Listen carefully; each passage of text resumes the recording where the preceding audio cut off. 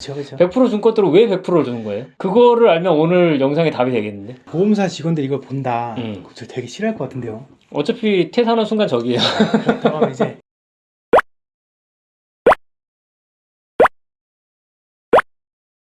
안녕하세요. 교통사고정보가 가득한 보너스리 김 실장입니다. 오늘은 대물에 대한 이야기를 좀 한번 해보려고 하는데, 정확한 사실을 전달을 해주려고 최대한 노력을 많이 하는 채널이다 보니까 아예 그냥 대물 전문가를 데리고 왔어요. 소개 좀 한번 해주시죠. 네, 안녕하세요. 이제 대물 윤 팀장입니다. 7년가량 대물 보상을 근무를 했습니다. 지금 S사와 K사에서 각각 7년이 아니죠? 그렇죠. 합쳐서 7년이요. 합쳐서 7년 정도 대물 담당자로 근무를 하셨던 분을 아예 그냥 데리고 왔어요. 오늘은 첫 번째 질문으로 왜 보험사는 미수선 수리비를 100% 주지 않는가? 사업소에서 아니면 정비소에서 수리비가 100만 원이 나온다는 얘기를 구두상으로 들었다. 그거를 대물 담당자한테 미수선 수리비로 달라고 했는데, 첫 번째는 못 준다. 그냥 차 수리해라. 그렇죠. 이렇게 대답을 하는 경우가 있고, 또 하나는 그거는 당신이 받아온 견적서고 우리가 인정되는 금액은 50만 원뿐이 안 된다. 그래서 나는 50만 원 이상 줄 생각이 없다. 이렇게 해서 이제 서로 티격태격 싸우는 경우. 아마 이 두 가지 케이스가 제일 많은 것 같아요. 그래서 첫 번째는 구두 견적이 가장 많아요. 그냥 정비업소나 어디 견적 내시는 분들도 뽑아본 게 아니거든요. 육안으로 보니까 이 정도 나오겠어요 라고 고객님들 안내를 해요. 내가 직접 수리하는 것보다 견적서 받는 게 항상 금액은 크고, 일단 보험사에서는 실수리가 아니면 일단 부가세가 빠져요. 10%가 빠지고 보험사 자체 견적 프로그램이 있어요. 국산차는 AOS, 외차는 아우다텍스라는 프로그램이 있기 때문에 이걸로 산정을 다시 하거든요. 그럼 당연히 받아온 견적하고 항상 갭은 발생이 돼요. 그럼 그 프로그램이라는 게 뭐 어떤 차량의 뒷범버를 수리하는데 뭐 이렇게 넣으면은 맞아요. 수리비가 쫙 뽑아져서 나오는 거예요? 실질적으로 발생하는 수리비예요? 아니면은 왜 실수리비랑 그 공장에 주는 돈이 다르잖아요. 보험 수가라는 게 또 있잖아요. 그렇죠. 사실 이제 국산차 같은 경우에는 뭐 공장에서 쓰는 프로그램이나 보험사가 쓰는 프로그램이 동일해요. 아, 같은 프로그램을 쓴다?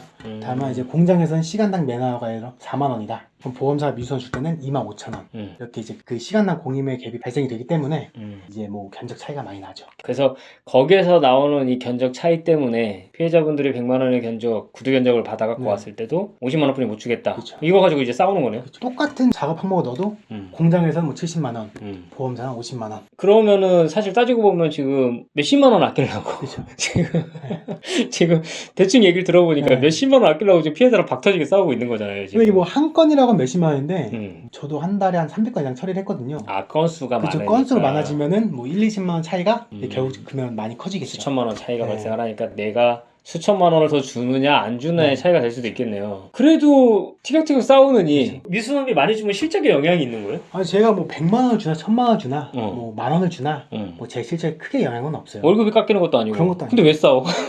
약간 이제 그런 것 같아요. 보상 직원의 기준? 마인드? 그렇죠. 저도 저만의 기준을 가지고 근무를 했을 거 아니에요. 네. 뭐 저의 기준은 이 금액이고 항상 이 금액을 좀 고수를 하려고 해요. 아, 그런 걸 이제 초심이라고 그쵸. 얘기를 하는 경우도 그쵸. 있던데. 많이 잃어요. 근데 대부분은 지잖아요. 피해자들한테. 지죠. 왜 싸워? 근데 이제 이렇게 해서 뭐 협의가 되는 분들도 많아요. 아, 그냥 100만 원 견적서 구두 견적 갖고 왔는데 우리는 50 주장하다가 뭐 중간쯤에 80에서 마무리하자. 그래서 사실 우리도 미수선비 많이 받으면 어떻게 하냐 이런 질문들 되게 많이 받아요. 근데 보험사 담당자랑 얘기 잘 해봐라. 그거 말고 방법이 없다 이렇게 안내를 해드려요. 근데 사실 그렇게 답변하면 되게 기분 나빠하세요. 왜냐면 뭐 비법도 없으면서 이렇게 얘기를 하거든요. 그죠. 일단은 명확한 견적서를 받아보시는 게 가장 좋고요. 근데 공장에서 견적서 안 끊어주잖아요. 근데 이제 센터 같은 경우 안 끊어주는데 일반 뭐 1급 공업선 다 끊어줘요. 견적비 달라고 그러던데? 견적비 줄 거 아니잖아. 안 주죠. 안 주니까. 안 주죠. 그러니까 그것도 손해잖아요. 근데 나한테. 뭐 교통비 하루치 뭐 버린다고 생각하면 3만 원 주고 견적 받는 건 괜찮고, 근데 항상 받으면 높게 떼줘요. 그러겠지. 아무래도 그냥 피해자한테 유리하게 그쵸. 써주는 부분도 있는 것 같더라고요. 보니까. 근데 말씀하시는 거는 명확하게 견적서를 떼갖고 와라. 어디 공업사 직이 찍혀 있는 무슨 수리가 필요하고 금액은 얼마다. 부가세까지 해서 얼마다 이렇게 나와 있을 거 아니에요. 그럼 거기서 부가세 빼고 준다고 하는데 그거 가지고 또 싸워요. 피해자분들이랑. 부가세 빼고 주죠. 부가세는 무조건 뺀다. 그것도 협의 대상이 아닌가요? 부가세는 협의 대상이 아니에요. 아예 협의 대상이 아니다. 아예 아니에요. 그러면 실질적으로 근무를 하실 때 미수선 수리를 100% 준 적도 있어요? 많죠. 많다. 많죠. 보험사 견적 50만 원, 센터 견적 100만 원.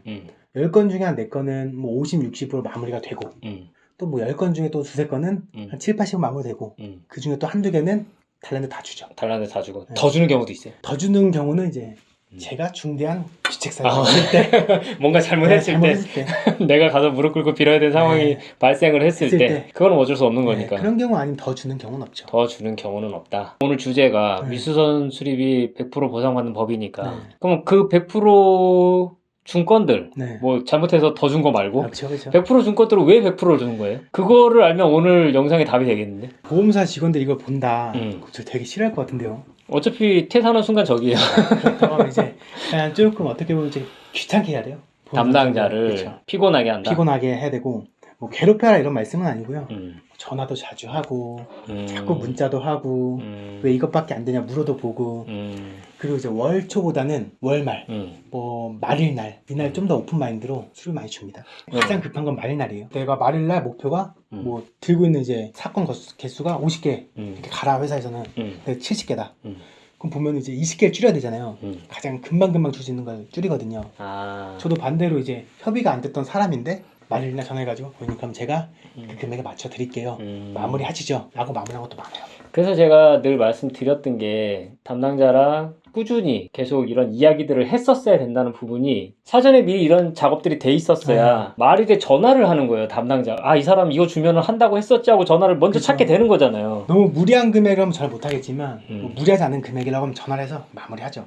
그래서 오늘 얘기를 종합을 해보면 월초보다 월말에 더 받기가 쉽다. 그리고 공장에서 제대로 된 견적서를 받아봐라. 돈이 들더라도. 그렇죠. 공정의 견적을 받으면은 공임은 좀 차이가 있을 수 있어요. 근데 이게 뭐 허황된 견적서가 아니라고 하면은 부품 견적은 어지간하면 다 인정해 줍니다. 그런 부분에서는 담당자 입장에서도 뭔가 입증 자료로 쓸 수 있는 거잖아요. 그치, 내가 결제를 첨부하잖아요. 올리거나 그쵸. 할 때 첨부를 할 수 있는 그런 내용들이기도 하니까 명확한 입증 자료를 주면 좀 더 긍정적으로 검토를 조금 더, 해볼 수 그쵸. 있다라는 부분을 이야기를 하시는 맞아요. 거잖아요. 이거는 제가 개인적으로 궁금한 부분인데 대물 담당자 입장에서 미수선은 좀 어떻게 생각을 하셨어요? 미수선 달라고 한 사람은 일단 싫었어요. 일단 싫었다. 네. 왜 싫었어요? 별 번거롭게 해요. 그냥 수리 맡기면은 그냥 센터나 공장에 수리비 주고 렌트비 주고 그쵸. 그 마우스를 뭐 그냥 클릭하면 끝. 마무리하면 되는데 미수선 달라고 하면은 내가 또 견적을 끊어야 되고 또 통화를 해야 되고 협의를 해야 되고 워낙 바쁘다 보니까 이런 시간조차 아까워요.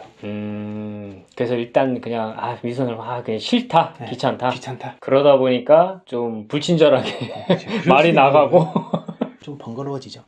귀찮아요. 그래도 어떻게 또 해결을 하려고 하면 그쵸. 또 피해자분들이랑 또 협의를 해야 되는 부분이니까 모든 대물 담당자는 똑같을 거 아니에요. 비슷할 거예요.